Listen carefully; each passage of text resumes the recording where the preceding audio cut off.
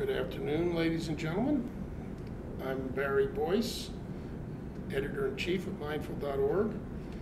I'm at the International Symposia for Contemplative Studies in Denver, Colorado. And we're here with Charlie Halpern, who heads the Berkeley Initiative for Mindfulness and Law.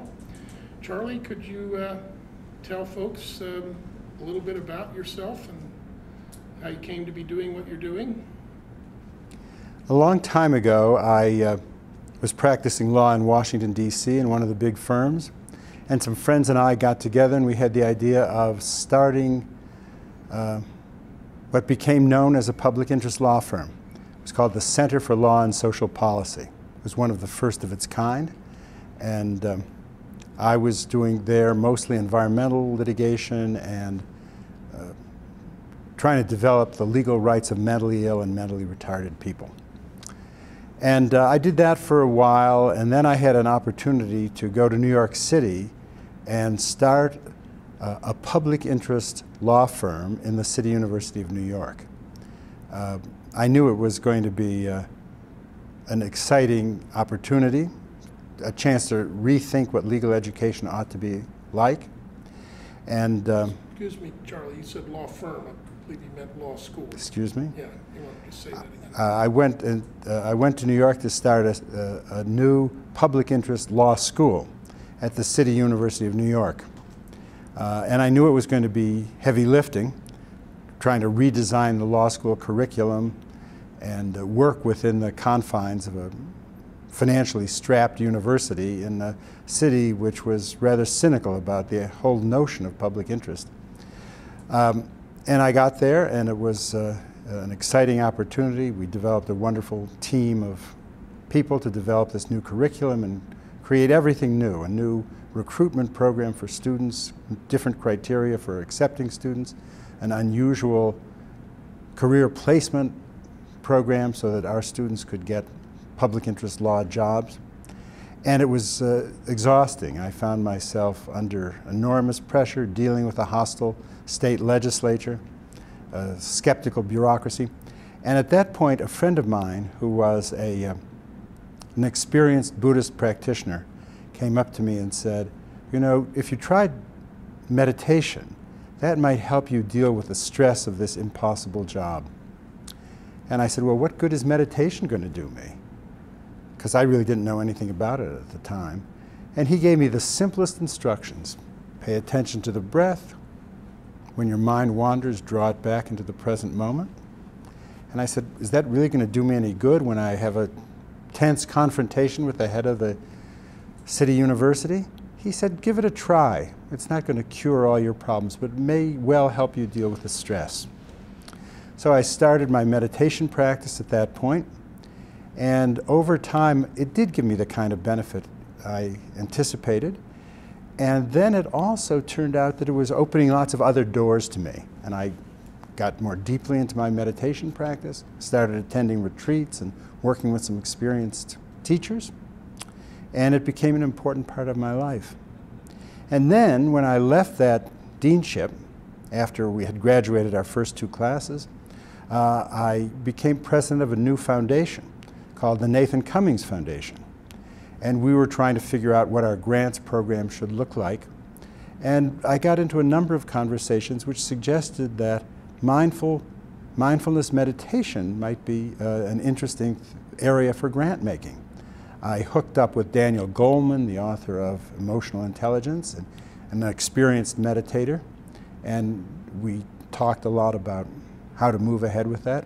And we built a meditation program that really became very influential and successful. At that point, in the early 90s, there really was no philanthropic interest in meditation, except for a couple of other foundations that we started to work with. And then after we did that for a few years, we thought it would be nice to set up a new program that would help bring meditation into the into mainstream institutional life. I met Mirabai Bush, who became the executive director of that new program. I became the chairman of the board. Our foundation gave him some startup money. And we started a number of programs to bring meditation into corporations, into the media, into legal education. And that's the Center for Contemplative Mind and Society, Charles? Yes, that's the center. So we called it the Center for Contemplative Mind and Society. You see in the name, it's about contemplative mind, about this state of mindful awareness, and we wanted it not that we weren't supporting their work in monasteries or in traditional settings in which meditation was practiced, but we were doing this in a way to bring meditation practice into institutions where we felt it could have an important and beneficial effect. And the center became a very influential point for the development of that. Among other things, we set up an academic fellowship program to support professors in universities around the country in various disciplines who wanted to bring mindfulness into their work in whatever their discipline was, whether they were historians or psychologists or comparative literature professors or sociology. So we did that in partnership with the American Council for Learned Societies, which is a very influential trade association for the academic disciplines. And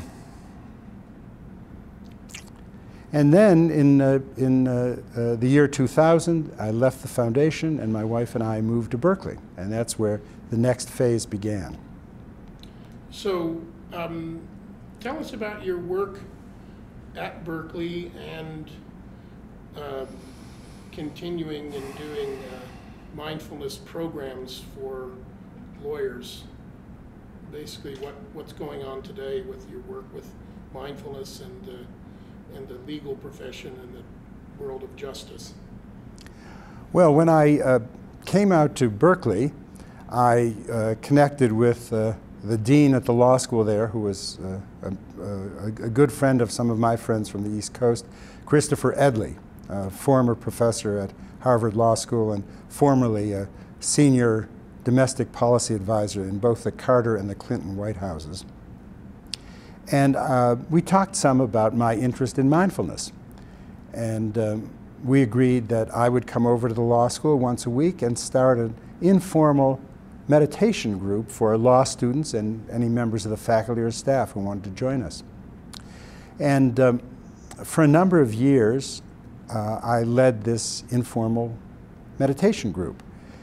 And as I was going to the law school more regularly, I realized there was this growing interest in the student body, the students I was seeing, in this subject. And I went to see the dean about starting a course for credit for law students. I explained to him the reasons why I thought that mindfulness meditation was an important professional skill for lawyers to have. I suggested to him that this capacity to be intimately focused in the present moment and to stay present and to be able to be fully attentive with everything that's going on around you and to be able to process that without getting defensive and without getting personally engaged was a really important skill for lawyers to have. He said, well, if you want to teach a 2-credit course and if you can get 10 students to sign up for it, then it's fine. Why don't you go ahead and do it?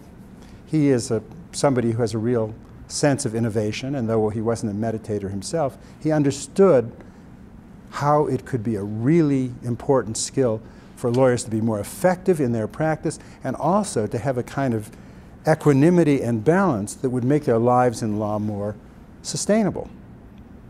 So we called the seminar Effective and Sustainable Law Practice, the Meditative Perspective.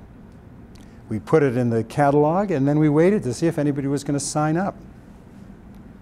And to my great surprise, the first time the course was offered, we had 40 people sign up. We limited it to 20, and I've now just finished the 4th time through with the course, and we've run it with 20 students each year and a substantial waiting list each year. And I think what's impressed him, besides the fact that it seems to be meeting a real student interest and student need, which is a big deal for a dean after all, In addition was the fact that the people who took the course were overwhelmingly very impressed by it and very positively engaged with the meditation practice. So that each year the course is offered, there are a significant number of students who say that this was the most important course they took in law school, or that this should be a required course for all first-year students. When a dean sees that kind of commentary, he's impressed. And we're right on the cusp of an important change this year because of the latest development.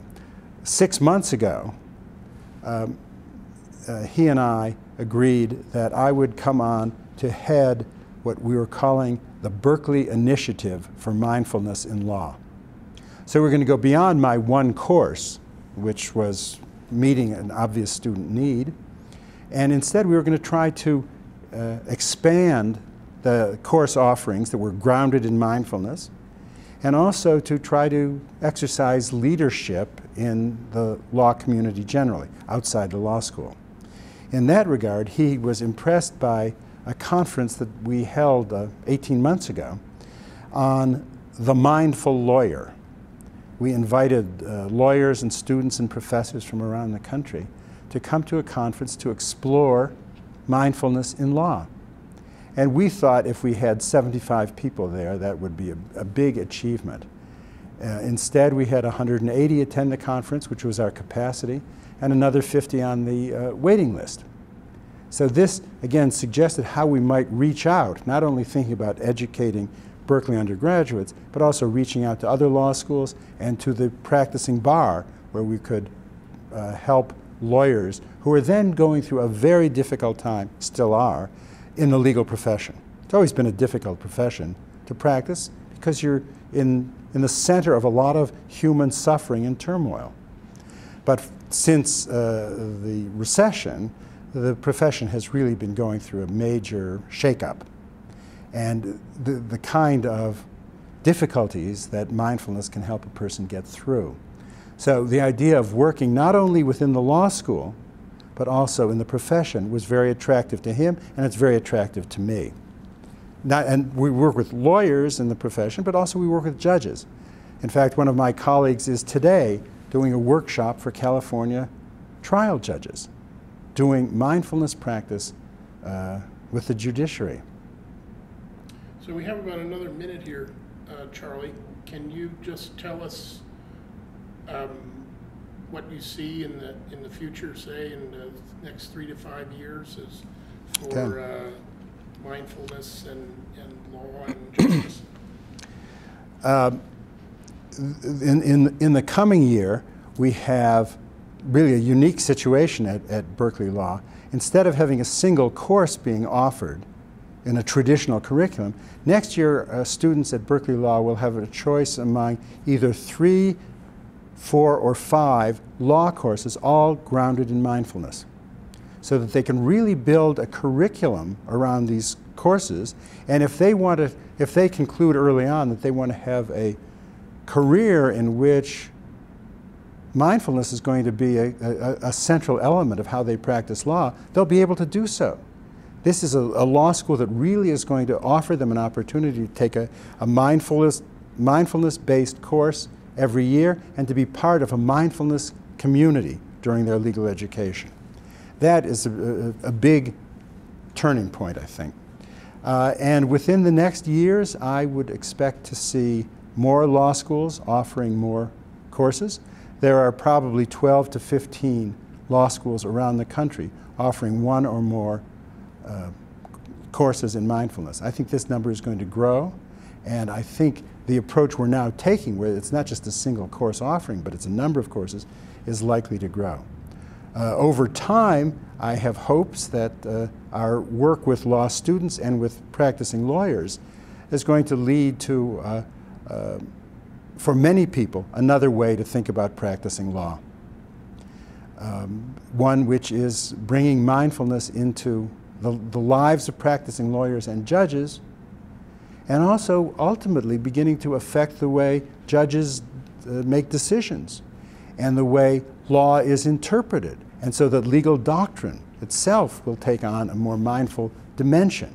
And then when I see a member of Congress like Tim Ryan, I can see the potential for mindfulness coming into the law-making process in the legislature, and then that strengthening the force of what we have moving through lawyers and judges.